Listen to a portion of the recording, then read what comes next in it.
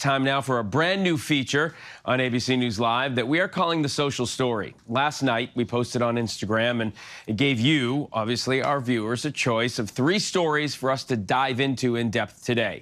And you picked President-elect Trump's promise to release the last files on the assassination of President John F. Kennedy.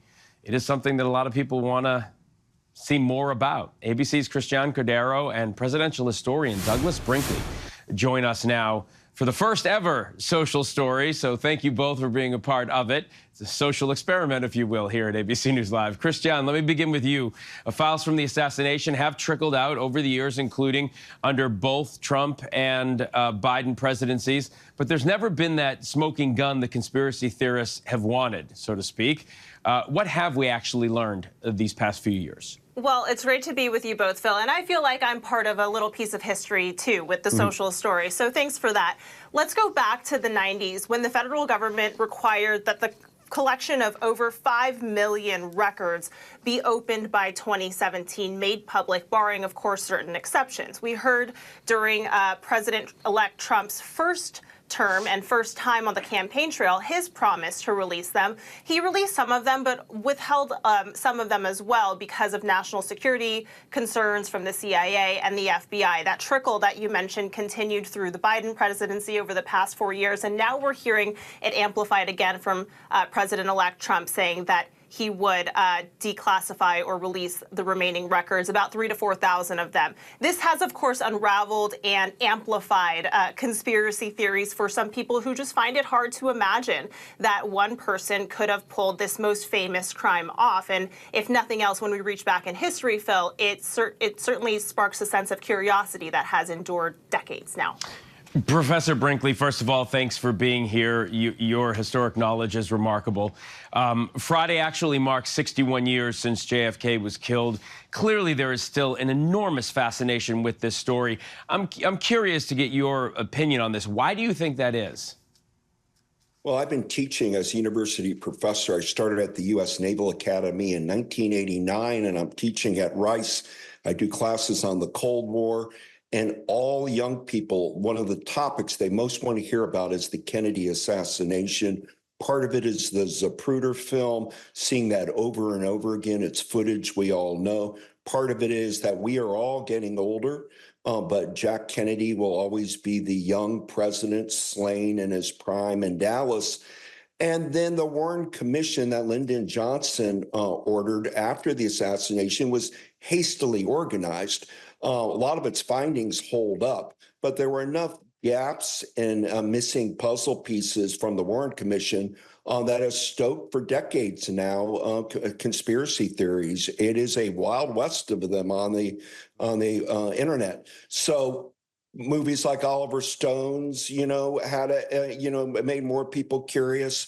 And the fact is, when there were millions, as we just heard, in the early 90s, all the assassination documents were corralled at the National Archives. Yet there's still 3,000, 4,000 documents that are left, and they're sensitive to the FBI and CIA, at the very least, about how our country operates. And so they've been held back, but I'm positive Trump's going to want to get them all released. And he has Bobby Kennedy Jr. on his side in that regard. The time's finally come. Let's see all of it. And I'm afraid much of it that we do see of these last ones, you'll get big, dark, redacted spaces.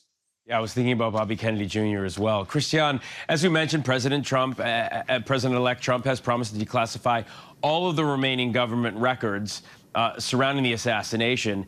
It's something he's worked to do and he's wanted to do for years, including his first term. What more can we reasonably expect to learn, especially with, as the professor just said, it's probably going to be heavily redacted?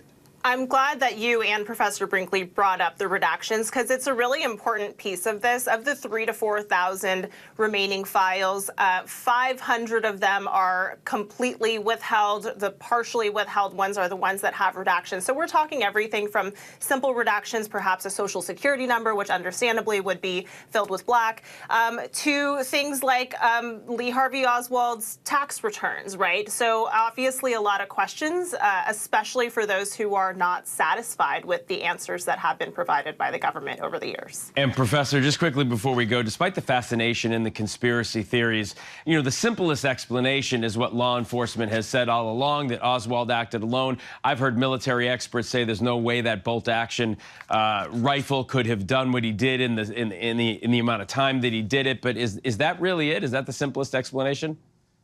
Well, the main objective of historians now is just the more documents, the better. A scholar named Mr. Posner did a book called Case Closed, and he really does do a great argument showing that Oswald is the misfit, acted alone.